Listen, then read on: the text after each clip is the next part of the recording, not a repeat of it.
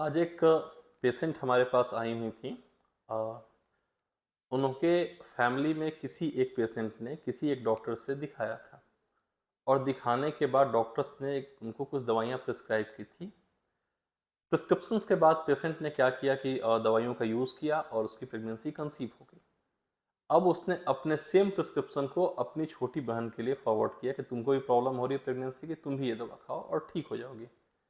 संयोग ऐसा हुआ कि दूसरी बहन ने भी सेम तरीके से दवा लेना स्टार्ट किया और संयोग से उसकी प्रेगनेंसी भी कंसीव हो गई। तो यानी एक डॉक्टर के प्रिस्क्रिप्शन से दो लोगों ने अपने आप को ठीक कर लिया। अब बात आती है कि उन पेशेंट्स के एक दूर की भाभी हैं, उनको भी ये प्रॉब्लम थी। इन लोगों ने यही दवा सेम टू सेम उनको भी डिस्पेंस कर दी कि ये दवा आप भी खाओ, आपको प्रेगनेंसी में फायदा होगा।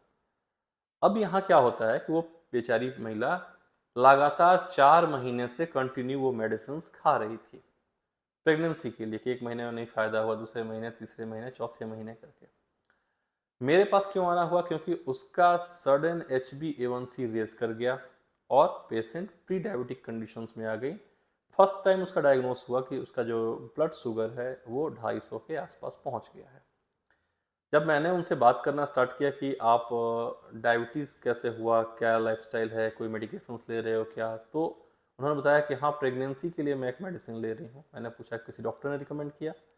बोले कि नहीं, मेरी ननद ने रिकमेंड किया था। मैंने पूछा कि ननद क्या डॉक्टर हैं आपकी? बोले कि नहीं, उनको किसी डॉक्टर ने रिकमेंड किया था। हमने कहा कि अच्छा।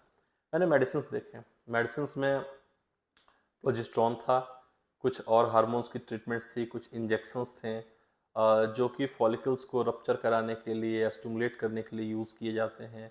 वो सारा प्रोटोकॉल्स था। अब बात यह है कि मैंने इनसे पूछा कि पिछले 4 महीने से यदि आप इंजेक्शंस और दवाइयाँ ले रहे हो तो क्या प्रेगनेंसी हुई आपकी? तो उनका बोलना था कि नहीं, ऐसा कुछ नहीं हुआ, प्रेगनेंसी नहीं हुई है। तो फिर मैंने बोला क्यों लिए आपने? तो उनका कहना था कि कई लोगों को फ़ायदा हुआ है इसलिए मैंने भी लेना शुरू किया। मैंने कहा कि फ़ायदा तो हुआ है, आपको डायबिटीज़ हो गया, कितना अच्छा फ़ायदा है, HbA1c भी बढ़ गया। अब आप डायबिटीज़ के साथ में अपना आगे का जीवन जियोगे इन दवाइयों के ड्रॉबैक से। क्यों? क्योंकि दवाइयाँ बुरी नहीं हैं, डॉक्टर ने रिकमेंड नहीं किया था आपको और आपने इसको लेना शुरू कर दिया, ये आपके लिए नुकसानदायक हुआ। फिर उन्होंने बताया कि अब मुझे क्या करना चाहिए। मैंने कहा ठीक है, आगे फर्दर टेस्ट कराते हैं, इनफर्टिलिटी के लिए भी ट्रीटमेंट आपके स्टार्ट करते हैं। मज़े की बात ये है कि इस पेशेंट के कोई भी रिपोर्ट्स पहले के नहीं थे, ना USG हुआ था, ना कभी कोई हार्मोन प्रोफाइल टेस्ट था। मैंने सारे कराए और इनका ट्यूब ब्लॉक आता है। हार्मोन्स भी ठीक हैं, प्रेगनेंसी यूट्रस के अंदर कोई एबनॉर्मलिटी ज़्यादा दिख नहीं रही है, बट ट्यूब ब्लॉक है जो कि HSG में जाकर क्लियर होता है। तो फॉलिकल्स को रप्चर कराने वाली दवाइयाँ या प्रोजेस्टेरॉन का डोज का यहाँ पे आवश्यकता ही नहीं है, यहाँ पे ट्यूब की ट्रीटमेंट की आवश्यकता थी, जो कि इनकी स्टार्ट की गई है आज से, और 4 से 6 महीने के अंदर इनका ट्यूब ओपन हो जाएगा और ये माँ बन सकती हैं। तो स्टॉप सेल्फ मेडिकेशंस, ये बहुत घातक है आप लोगों के लिए, आपके स्वास्थ्य के लिए नुकसानदायक है।